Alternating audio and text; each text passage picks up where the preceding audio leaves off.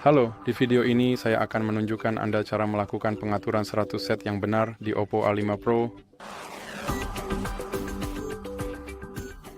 Jadi Anda harus mulai dengan membuka aplikasi pengaturan Anda, lalu gulir ke bawah dan klik Sistem dan Pembaruan, lalu klik Cadangkan dan Setel Ulang, lalu Setel Ulang Ponsel, klik Setel Ulang semua data, lalu hapus semua data, terakhir klik Hapus.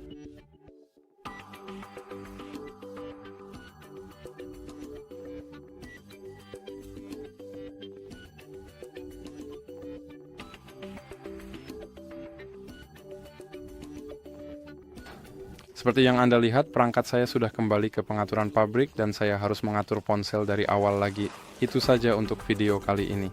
Jika Anda suka, jangan lupa beri like dan subscribe.